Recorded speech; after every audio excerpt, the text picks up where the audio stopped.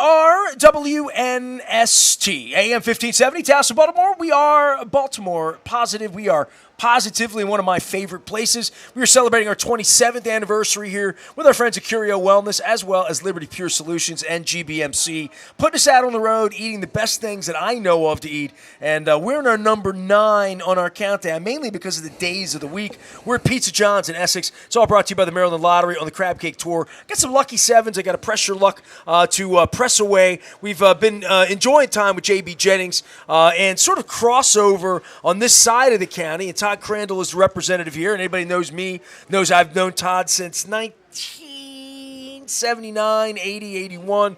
Todd's been in the news, not out right now, but nearby, and also a guy I've been trying to get on. I tried to get you on over in White Marsh. I was at Red Brick Station with Bill Blocker and his beautiful daughter, Katie. That Endo's over there. His sandwiches, woo! So I tried to get Councilman Marks on, and he said, just had a baby 5 days ago. And then I'm at JB Jennings' party in Ocean City, the, as I always say, the bipartisan event in the Uptown at Mako. And I saw you and your beautiful wife and the baby. Baby's getting big. You look well-rested. That's deceptive. Was about 3 months old? What do we got here? 3? Almost 4. Yeah, almost 4. How you doing? I mean, forget all the councilmen and all that service. How you doing as a parent? How you measuring up? Well, it's a great experience. I'm 51, so this is a late entry into my family. I have 2 kids who are 16 and 22. She's a very active, energetic baby. Keeps us on our toes. Doesn't sleep much, but that's you feel more prepared this time around, because I keep thinking, like with my kid, if anything ever were to happen there and I were to become a grandparent, I feel like I'm 56, but young, spry. Thank you, Planet Fitness. Didn't feel that way last night on the Yoga Man. I assure you, it was a thumbs down, but. I feel like that you do learn and get more patient, maybe would be difference. Understanding, I think we all get smarter. I hope we do. And I think in the modern era, I've learned a lot more about parenting than I would have even thought was available back when I tried it the first time. Right. I think you're wiser, right? I think you are more patient. I think financially, older parents, it's better for kids, certainly. Physically, it's tougher, of course, the lack of sleep. And my wife does the lion's share of the work, right? And she's feeding her, and I'm trying to support her. But it's a great experience. I mean, we're thrilled to have this daughter, and it's a new blessing for us. Your kid liked me. Your kid did not scream, didn't go the other way, kind of cooed a little bit and giggled and waved, and I thought that was nice, so off to a good start. How is your part of the county? The first thing I always get to when I get to any of you is, what makes your phone ring? And it is interesting. I had so many electeds on last week at Mako, and I do appreciate you coming out sort of on short notice. We've been trying to put this together on a Friday here, and you're like, it's a little outside my district, but it's like, but the pizza, the cheesesteaks, why not come here? I'm always shocked by what it winds up being that makes your phone ring the most. And it probably is a moving target beyond street light being out or pothole being filled or whatever sort of politician X would say, right? Every season it's something new, right? Winter it's snow drifts and getting roads plowed, and then the spring it's tall grass and rental properties that don't have the grass mowed, and then the summer it's kind of rats and mowing, and now it's school, right? So people call us when this bus stops aren't where they want them, or they're having issues with classes. The Board of Education is a separate unit of government. We do not directly oversee the school board, but people don't know that, and they call us. And fortunately, we have a really good school board member, Julie Henn, who works with us, and we get those issues resolved. So it is kind of a moving target. So when somebody says, I'm mad at the school for whatever, or I can't get a school issue resolved, I'm going to call my councilman, and then you say... We try to help, right? We try to help. We reach out to the school superintendent who has a liaison, and we reach out to the school board member. Okay. And we can usually nudge it along, right? Sometimes we can't. Sometimes there's regulations, laws that have to be followed, but we can at least get it a response. So take me through the steps that I don't understand as a county resident, and I've had Julian on I've had Izzy on. I hope to. I've reached to Todd. Todd's been on 100 times, and when Todd is ready to come on, Todd will come on. But for all of you who selected Kathy, I've had Johnny O on, actually. I'll be at Costas on Monday, where I had him on it. And Timonium, by the way, not the. When you say Costas now, you gotta be clear. You mean Timonium or Dundalk, but I'll be in Timonium on Monday doing a crab cake tour.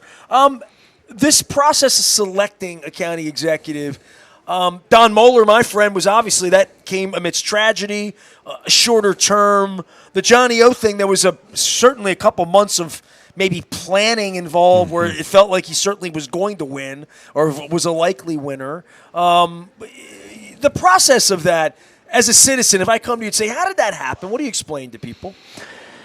Well, you mentioned the Don Moeller pick, and that happened very fast. And Don was a very logical person for that. And Councilman Tom Quirk and I actually were the ones who kind of led on that. You had two members of the council at that time who wanted to be county executive, Julian Jones and Vicky Allman, and that did create a bit of a deadlock. And we basically, Tom and I basically said, Don's the logical person.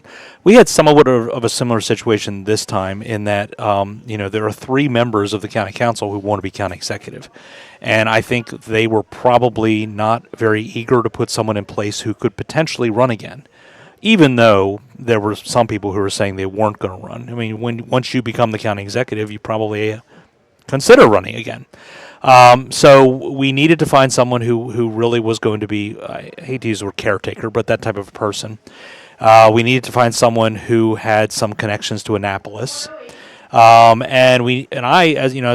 wanted to find someone who could work in a bipartisan way with both Republicans and Democrats. And I think a lot of us did gravitate toward Kathy based upon... Well, you all knew her, right? We all knew her. Yeah, I've known her for 30 years.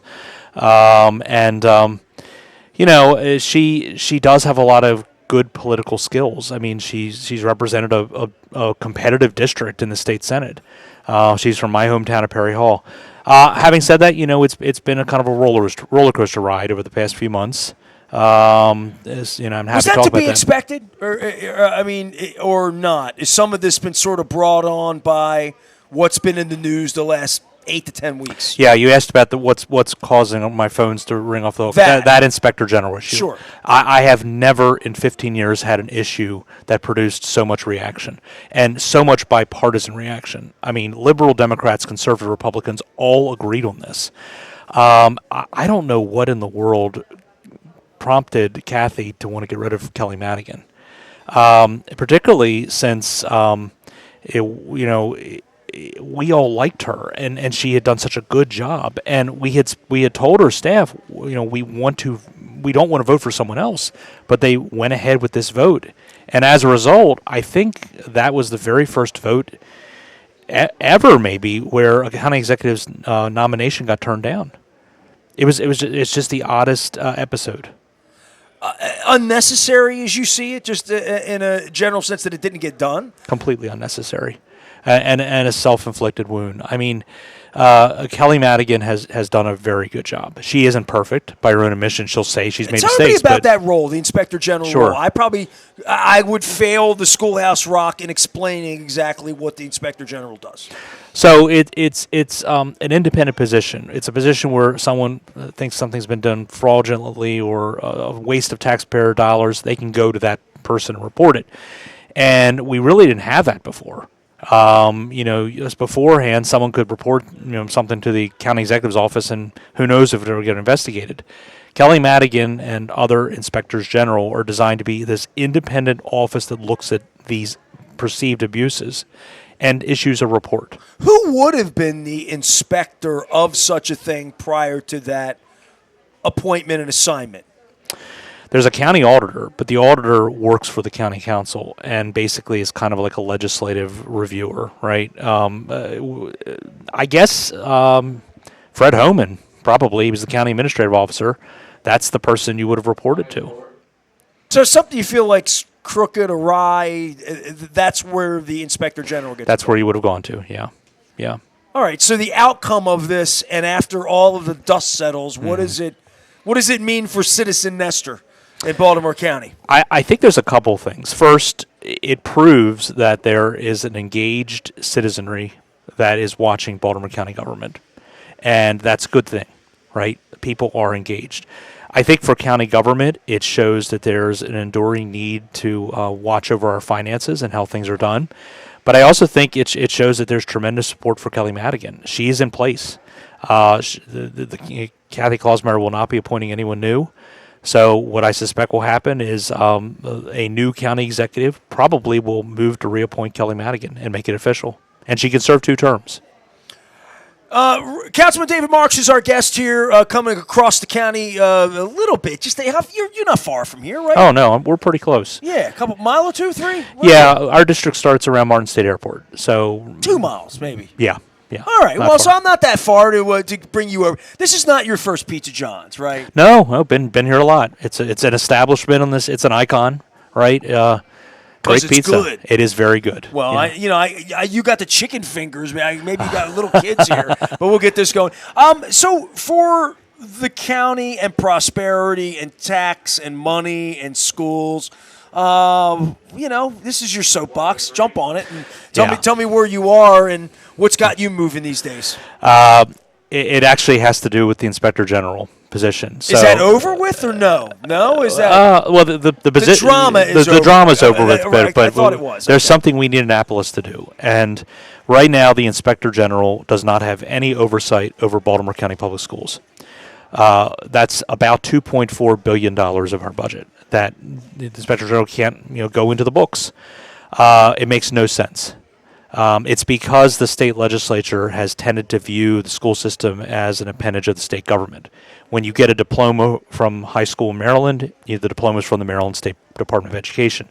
But in all practicality, the Inspector General of our home county should have the ability to go into the finances, into the operations of the Baltimore County Public Schools. So what percentage of the budget? It's an enormous. It's from the half. tax base. It's half. It's about half, and it's about half. Actually, if you look at education in a totality, it's about 60%. When you look at libraries and community colleges too, but the school system is about half. And then there's police, fire, all other services. Right. But anytime I've ever talked to anybody in the education space, I'm not blown away by that, but I'm also saying that's our society saying this is where we want our tax dollars to go, to educating young people. Even if you don't have kids or have kids in the system, half of my tax dollars are going to the schools. I need them to be good. Yeah, and look, I have an interesting perspective. I'm a special educator in another county, and I'm as pro public education as you will get, pro schools. We've done a lot of things right in Baltimore County. We're finally addressing our overcrowding issue. We have some new schools being built, 3 new high schools being built. But the fact of the matter is, when you have that amount of the county budget going to one area, you should have the Inspector General get oversight over that. So the state legislature is going to have to act to do this.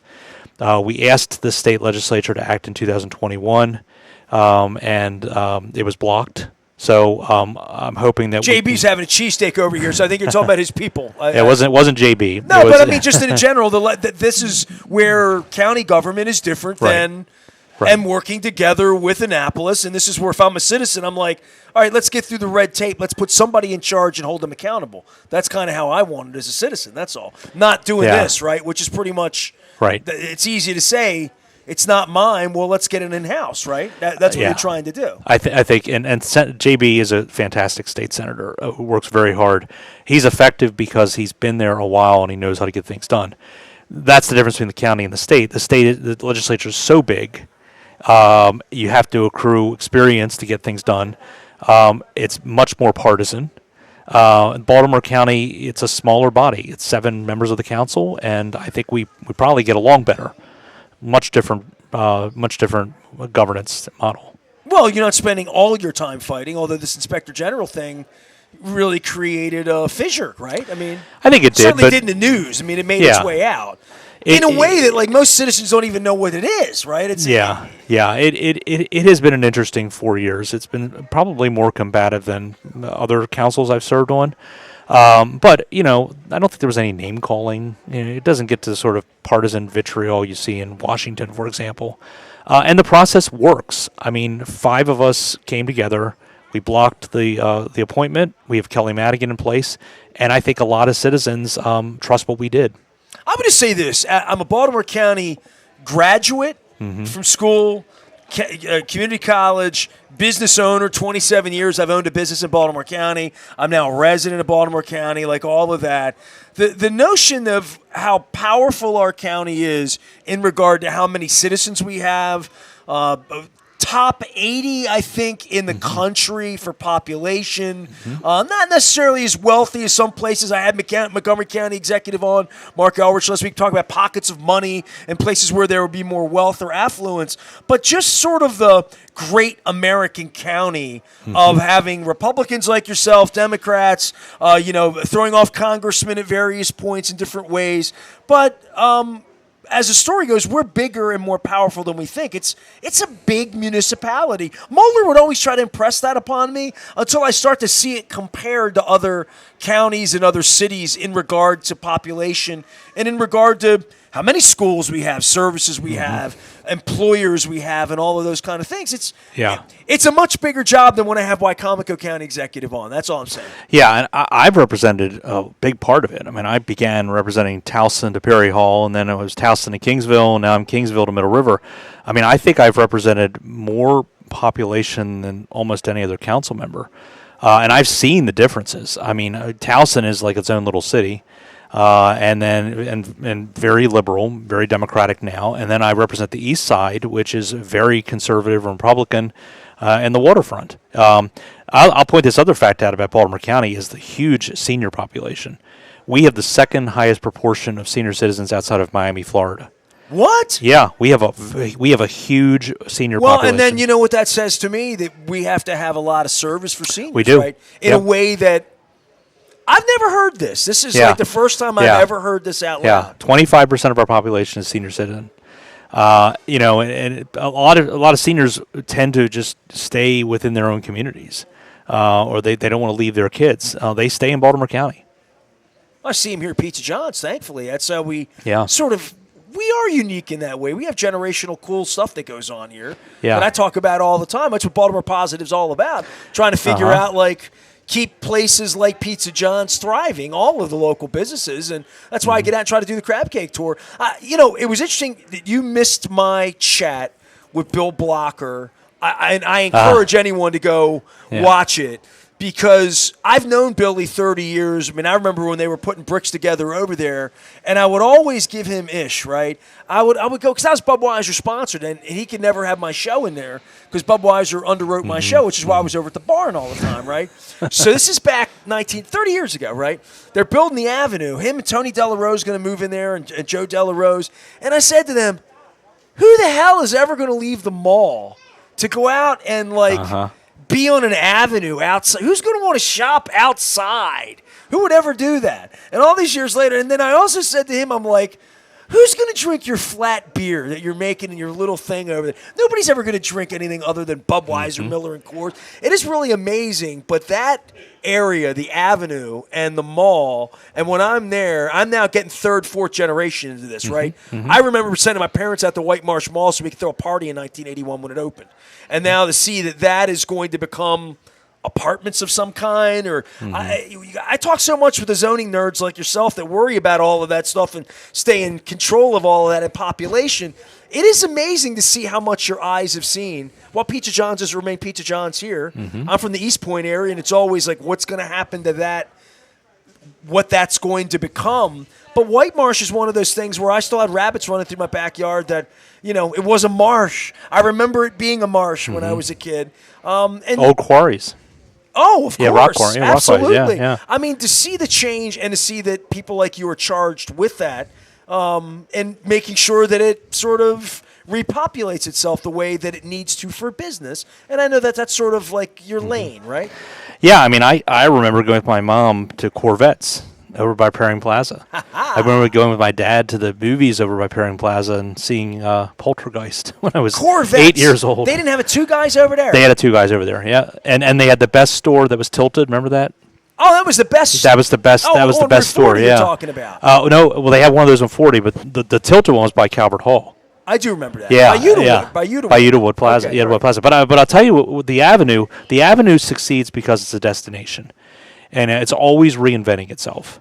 The ice rink, the concerts. Bill's got Ando's next door. The Ando's. I mean, it is a Jamaican joint over there. What used to be De La Rosa's. My wife and I went there and said, "This is nice." The parade. I mean, it's always refreshing itself. It's reinventing itself. The mall is in better shape than people think. I mean, I get all these criticisms all the time about White Marsh Mall. The fact of the matter is, it has a pretty high leasing rate. It's not a dead mall by any stretch. I think, though, what it does need to be more of a destination. It has to do something new and something different as it enters its 50 years. Every mall has to figure that out. Every mall, yeah. I mean, the economy's changing. Business has to figure that out. The economy's changing. So many people order things online. You make great pizza, people still come get it. That's right. Matter of fact, you can order the pizza here online and have Pizza John shipped. Yeah. Although I recommend you come to Essex, get it yourself. Yeah, but the avenues, it's fantastic. It's a great destination in my district too. So you mentioned two guys, man. My number 27 thing on my list. Speaking of Harford County, anytime I'm anywhere near Bel Air, they have the only Philly pretzel company up there, and it's in the plaza where Pappas is, up by up past John Carroll, up to the right.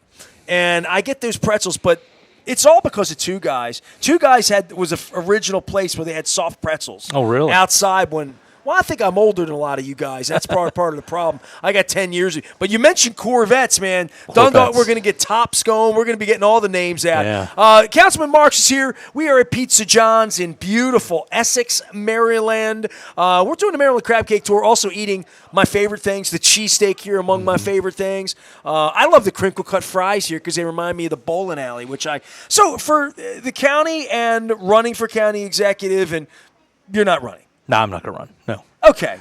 But you mentioned other councilmen are running.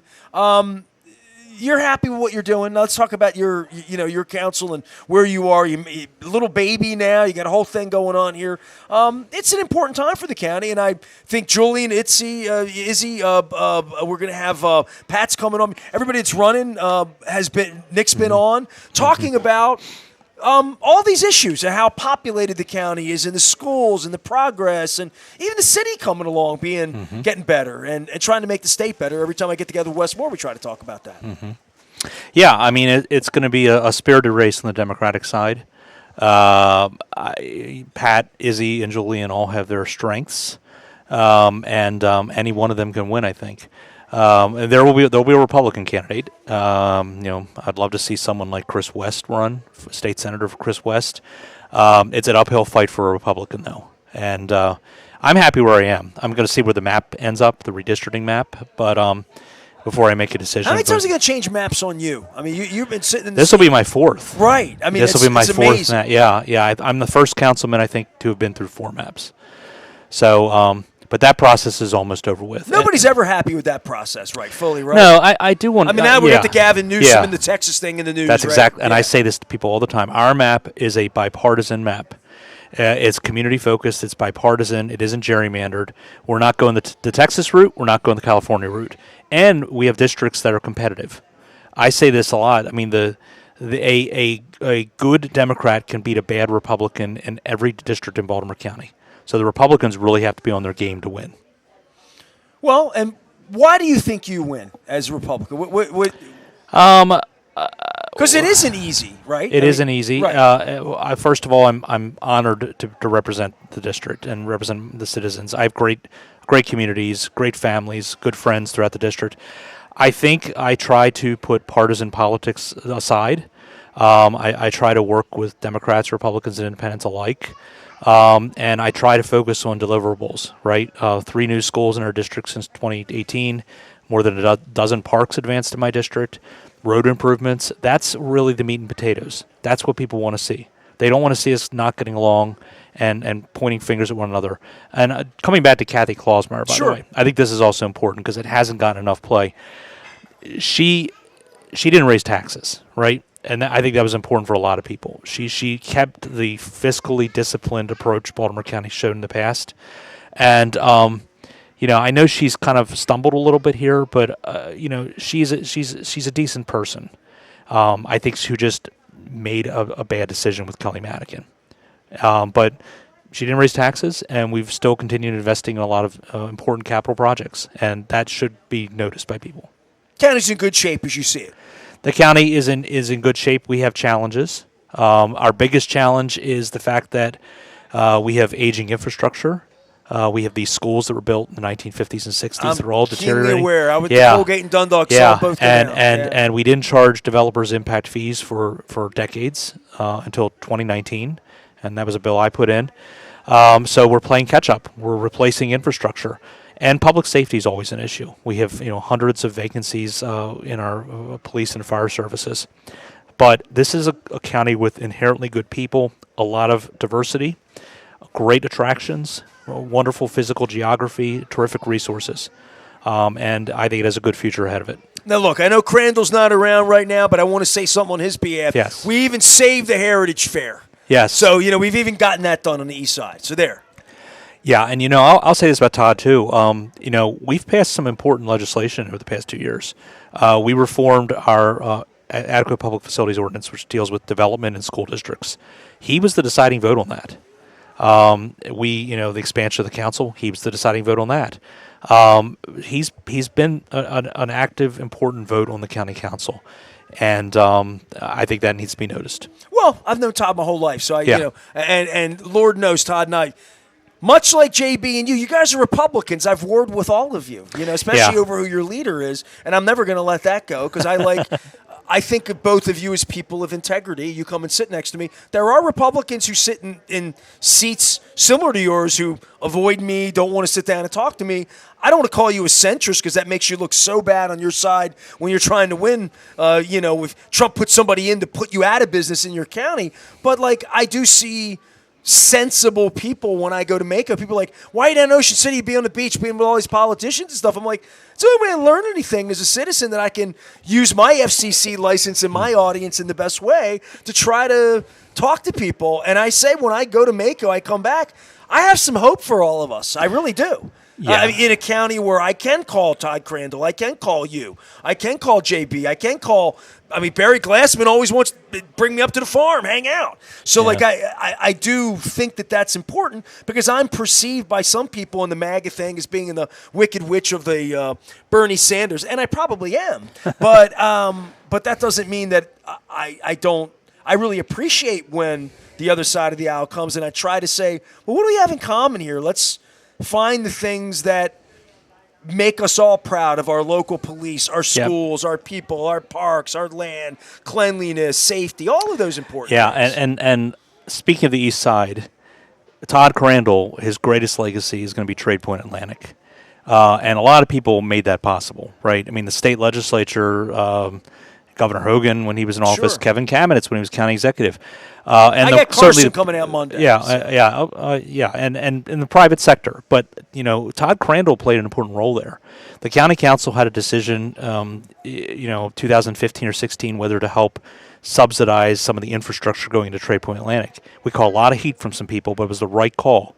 Because when COVID hits, the online economy just explodes.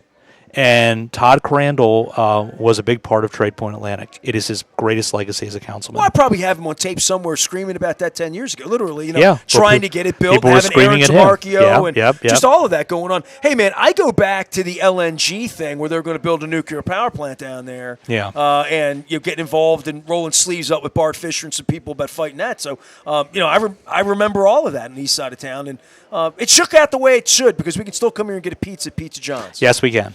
Councilman Marks, I appreciate you very much. You're dismissed back to your Thank you. 4-month-old. Don't drop the mic on me. It's all brought to you by the Maryland Lottery. Our friends at Curio Wellness putting us out on the road so I can continue to eat and eat well. Just like I just watched J.B. Jennings devour that cheesesteak over there.